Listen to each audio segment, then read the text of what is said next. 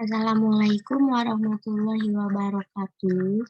Perkenalkan nama saya Wafa Maitriana Rahmadanti dengan nomor NIM 21903010002. Di sini saya ingin menjelaskan mengenai UAS Manajemen Usaha Wisata yang dimana pertanyaannya diberikan oleh Bu Hairani.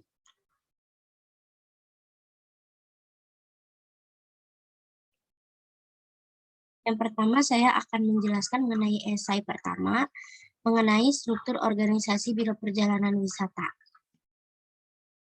Untuk pertanyaan pertama, struktur organisasi sebuah BPW. Jelaskan.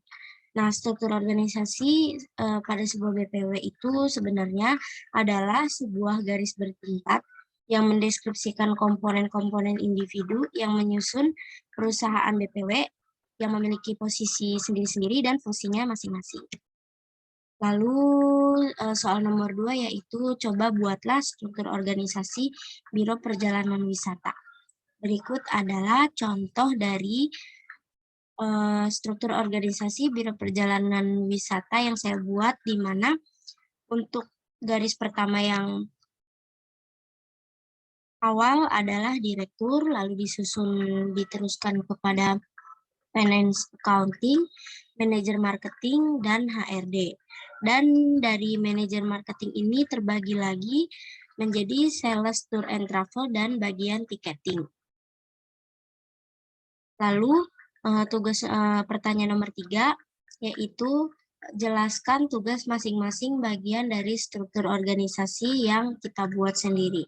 Di mana yang pertama itu direktur, dia bertugas memimpin sebuah perusahaan biro perjalanan wisata dari struktur di atas. Direktur ini bertugas membuat peraturan, mengawasi kerja karyawan, dan memimpin para manajer yang ada di perusahaan biro perjalanan wisata sendiri.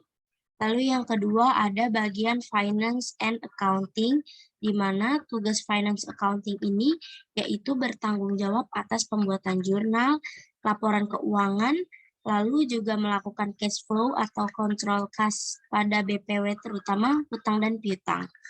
Lalu membuat proyeksi cash flow mingguan dan juga bulanan. Yang ketiga ada marketing manager, di mana marketing manager ini bertugas mengidentifikasi, mengembangkan, dan mengevaluasi strategi pemasaran.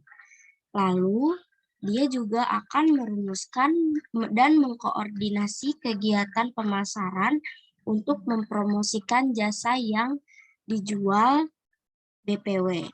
Lalu, yang keempat ada bagian HRD Manager, di mana HRD bertugas bertanggung jawab mengepalai human resources, yakni bertanggung jawab mengelola pengembangan dan pelatihan, konseling, dan juga penilaian performa karyawan yang bekerja di BPW.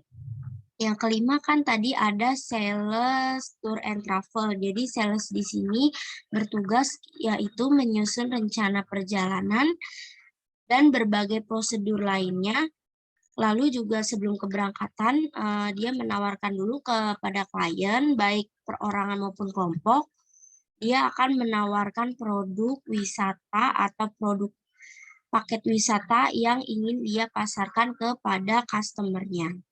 Lalu yang keenam ada tiketing, di mana tiketing ini bertugas melayani penjualan tiket pesawat, bertanggung jawab atas pengelolaan uang hasil penjualan tiket, dan melayani kebutuhan informasi terkait layanan penjualan tiket. Lalu di bagian kedua, mengenai studi kasus. Untuk pertanyaan pertama, dari bagian kedua ini, bagaimana sih kondisi usaha perjalanan dan wisata terkini pasca pandemi? Nah, menurut saya di pandemi COVID-19 kan muncul di awal 2019, itu di seluruh dunia. Dan pandemi COVID-19 ini berdampak buruk pada industri di Indonesia, khususnya industri pariwisata. Nah, tapi di tahun 2022 ini pandemi COVID-19 kan sudah mulai mereda walaupun kadang masih mengalami peningkatan jumlah COVID-19 yang ada di Indonesia dan mengalami level untuk PPKM-nya sendiri. Nah, di tahun 2022 ini, mulailah industri pariwisata mulai bergerak kembali secara perlahan dan Biro Perjalanan Wisata pun mulai bangkit kembali dan mulai memasarkan dan mengiklankan berbagai macam paket wisata yang diposting melalui sosial media. Mulai sedikit masyarakat juga mulai tahu dan di sini masyarakat juga mulai bepergian dan melakukan perjalanan wisata kemanapun yang ingin ia kunjungi. Nah, akan tetapi dalam BPW ini harus memiliki syarat di mana masyarakat sebelum melakukan perjalanan diwajibkan untuk melakukan vaksin COVID-19, swab PCR, antigen, dan sebagainya. Maka dari itu, ini merupakan peluang BPW untuk mulai bangkit menjual produk dan memasarkan kembali mengenai pariwisata ke masyarakat sekitar. Lalu yang kedua, kira-kira apakah BPW masih bisa bangkit kembali? Menurut saya, tentu saja BPW masih bisa bangkit kembali dengan adanya info dari Presiden Bapak Jokowi, di mana masyarakat sudah mulai diperbolehkan melepas masker, akan tetapi tetap juga harus berjaga-jaga dan tetap menjalankan protokol kesehatan saat sedang berpergian. Nah, ini juga merupakan suatu peluang untuk BPW bangkit dan memulai melakukan pemasaran dan strategi pemasaran pada industri pariwisata dan pada masyarakat. Dan juga di samping itu, banyak masyarakat yang di rumah juga kan perlu sekali refreshing karena lama di rumah. Dan dia juga harus berkunjung ke suatu tempat atau daerah di masa pandemi yang sudah kian menormal ini.